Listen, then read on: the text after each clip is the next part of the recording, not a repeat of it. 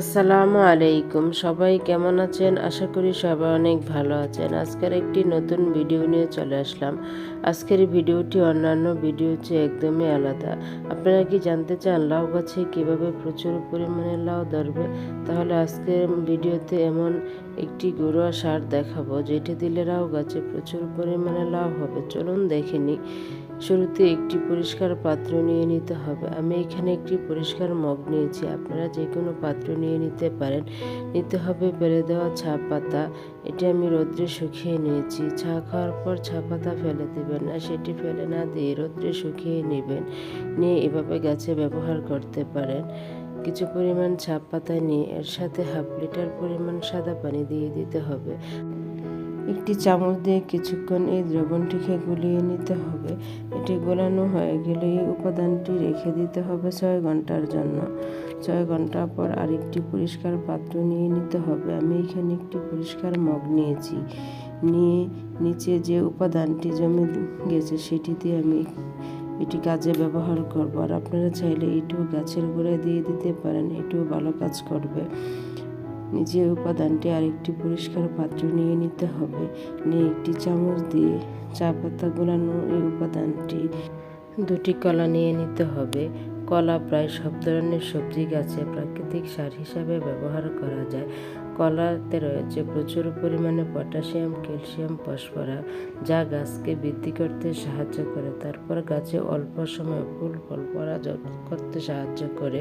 দুটি কলাকে এরকম হাত দিয়ে চুলিয়ে নিতে হবে। এটি চুলানো হয়ে গেলে একটি চাকু দিয়ে এরকম ছোট ছোট টুকরো করে কেটে নিতে হবে।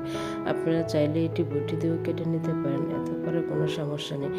এখানে যে কলা ছোকলাগুলো আছে এটিও আপনারা গাছে ব্যবহার করতে পারেন। পানিতে ভিজিয়ে রেখে এটিও গাছে ব্যবহার করতে পারেন। এটি হাত দিয়ে এরকম চিপটিয়ে নিতে হবে। এই উপাদানটির সাথে সুন্দর করে চিপটিয়ে মিক্স করে নিতে হবে। এটি মিক্স করে আমি এখানে যেভাবে দেখিয়েছি এভাবে আপনারা হাত দিয়ে মিক্স করে নেবেন। এটি মিক্স করে নেওয়া হয়ে গেলে এটি গাছে দেওয়ার আগে গাছের মাটির চারদিকে আপনারা আলগা করে নেবেন। একটি নিড়ানি দিয়ে আলগা করে নিয়ে এই উপাদানটি চারদিকে রাউন্ড করে দিয়ে দিবেন। দিয়ে এর সাথে কিছু পরিমাণ মাটি চাপা দিয়ে দিতে হবে। মাটি চাপা দেওয়া হয়ে গেলে এর সাথে আপনারা কিছু পরিমাণ সাদা পানি দিয়ে দেবেন। এটি আপনারা মাসে একবার গাছের গোড়ায় ব্যবহার করবেন। এতে করে দেখবেন যে কোনো সবজি গাছে প্রচুর পরিমাণে সবজি ধরবে। আমি এখানে একটি টবে লাগিয়ে আপনাদেরকে দেখিয়ে দিয়েছি। এটি আপনারা যে কোনো সবজি গাছে ব্যবহার করবেন। এতে করে দেখবেন সবজি গাছে প্রচুর পরিমাণে সবজি হবে। 15 দিন পর আপনারা কী করবেন? 15 দিন পর আপনারা লাউ গাছের গোড়ায় কিছু পরিমাণ শুকনো গোবর সার দিয়ে দিবেন। আমি এখানে কিছু পরিমাণ শুকনো গোবর সার দিয়েছি। কিছু পরিমাণ শুকনো গোবর সার যে কোনো সবজি গাছে দিয়ে দিবেন। এতে করে দেখবেন গাছে প্রচুর পরিমাণে ফলন হবে। আমি এখানে আপনাদেরকে দিয়ে দেখিয়ে দিয়েছি। ভিডিওটি যদি ভালো লেগে থাকে, এর থেকে কোনো উপকার পেলে প্লিজ আমার চ্যানেলটি সাবস্ক্রাইব করবেন। সবাই ভালো থাকবেন, সুস্থ থাকবেন। আসসালামু আলাইকুম।